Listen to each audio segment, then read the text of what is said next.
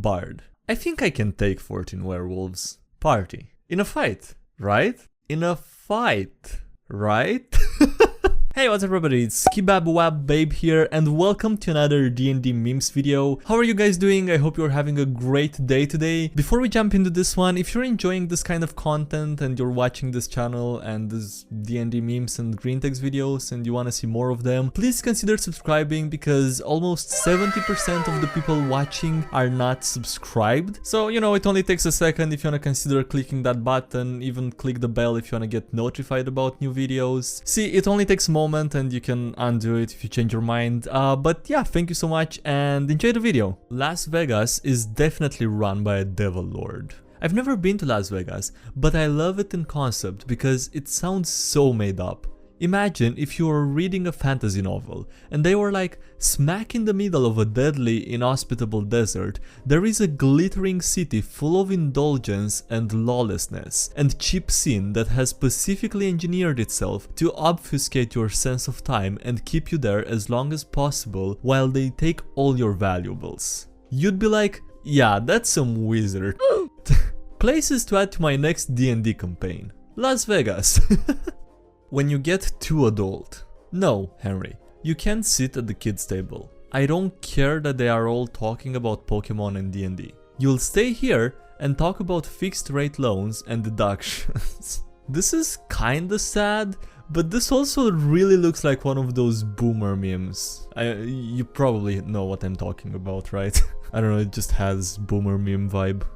They're letting us do everything now. The CDC just announced if you're fully vaccinated, you can cast a spell both as your action and as your bonus action, even if neither of them are cantrips. That's poggers, that's one more reason to get fully vaccinated.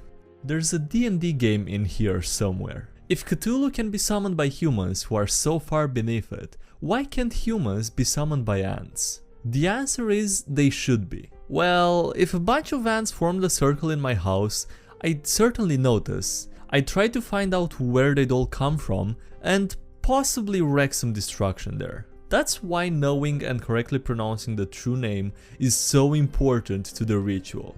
Imagine how impossible it would be to not go take a look if the circle of ants started chanting your name. And they're like, you can't leave because we drew a line made of tiny crystals. Now you have to do us a favor. And you're like, let's just see where this goes. Yep, you got me. What's the favor? And usually the favor is like, kill this one ant for us, or give me a pile of sugar. And you're like, okay? And you do, because why not? I mean, it's not hard for you, and boy is this going to be a story to tell. This ants chanting your name and wanting a spoonful of sugar or whatever. And sometimes you get asked for things you can't really do. One of them, she's like, I love this ant, but she won't pay any attention to me. Make me important to her. And you're like, how? So you just kill every ant in the colony except the two of them. Ta-da! Problem solved. And the first ant is like, horrified whisper, what have I done? This is the best explanation for higher powers that I've ever really heard. The best part of this entire story, I think, is that it kinda makes Cthulhu relatable. Okay, hand emoji, thumbs up emoji. When I've finished creating a colorful and detailed village that my players will never visit. Ah, that's relatable. Because magic? DM. Okay, so the orc bartender, player. I thought you said they were a half orc like an hour ago. They are suddenly more orcish. What? How? Because an hour of player time is 10 hours of DM time, and I have the memory of a goldfish. So just stop asking questions. Did he learn his lesson? No. The barbarian, the paladin. I got into the alchemist room and drank/ate everything. The paladin. The barbarian, having every status effect happening at once. I wish. Bard with wish. I'm going to change the world. Rest of the party. For the better, right? For the better, right? Yeah, about that.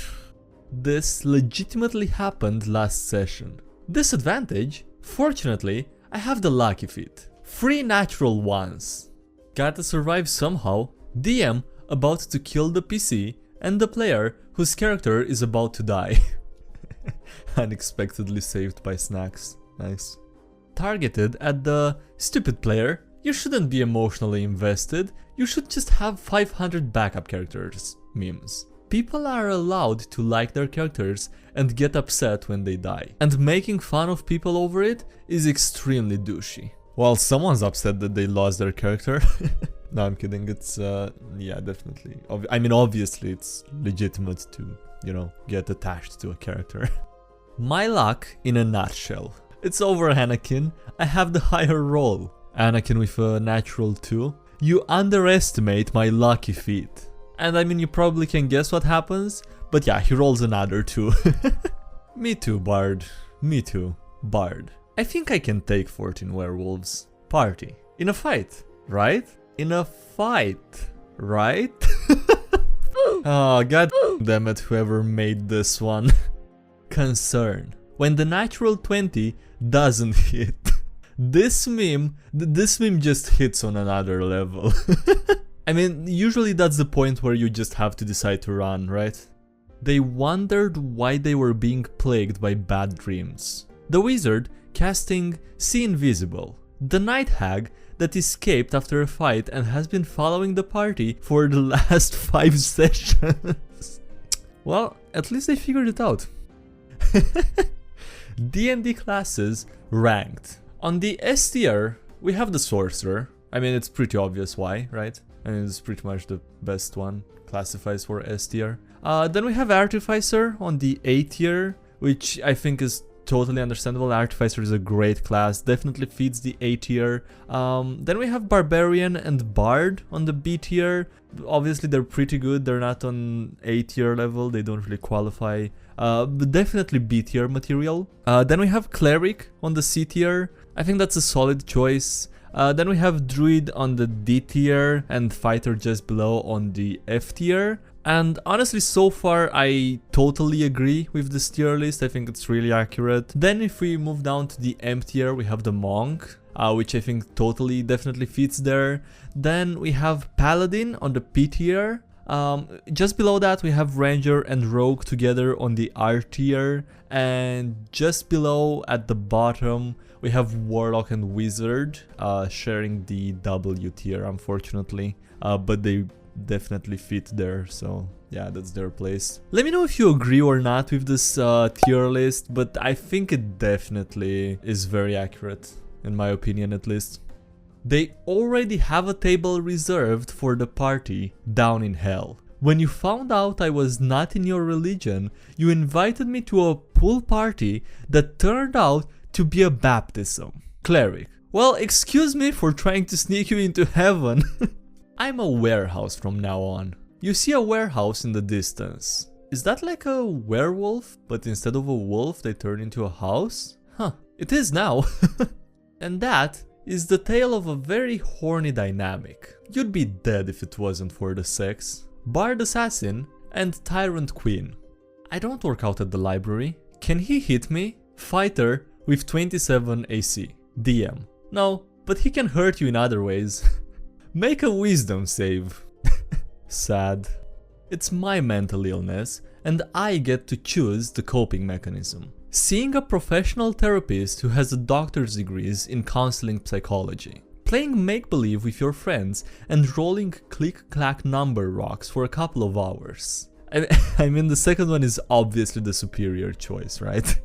I like to make memes of my party using Hero Forge. This is one of my better ones. How can free casters in their third tier not have a single spell slot between them? The action economy is in shambles. This was supposed to be an easy encounter, not a TPK. How much damage I think the monster will do? Likely 4. How much damage the monster did? Well, 40. Joke item? Yes. Useless? Debatable. DM. You find a stick. It seems to be magic. Party. This is another one of your useless joke items, isn't it? We don't want it. The joke item. Stick plus 5. Club. Very rare. Requires attunement. This mundane, unassuming stick is imbued with immense magic. you gain a bonus to attack and damage rolls equal to the magic weapon's enchantment bonus. Rolling a 20 on an attack with this weapon increases the enchantment bonus by 1 to a maximum of 5. Whenever you roll a 1 on an attack with this weapon, the attack hits and is a critical hit regardless of the roll. Cracks then start to appear on the stick, and the enchantment bonus is reduced by 1. Once the enchantment bonus is reduced to 0, the item shatters into non-magical splinters. Holy f***, dude, that's an awesome stick. Turn a weakness into a strength, making peasant NPCs anxious and depressed because of in-world danger and poverty. Doing it because anxiety and depression are the easiest things for you to roleplay. Is it me, or is the average percent of sad memes higher today? This is the second meme today that's titled with emojis. And it's the same emojis as well. I mean more, but still the same. When you're level 1 and have to wear any armor that you can get. He is the devil when the DM counterspells healing or revivify. Well, I just wanna say that I'm a huge fan.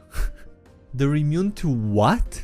The DM ambushing the party with devils. Poor predictable wizard. Always casts fireball. Wizard.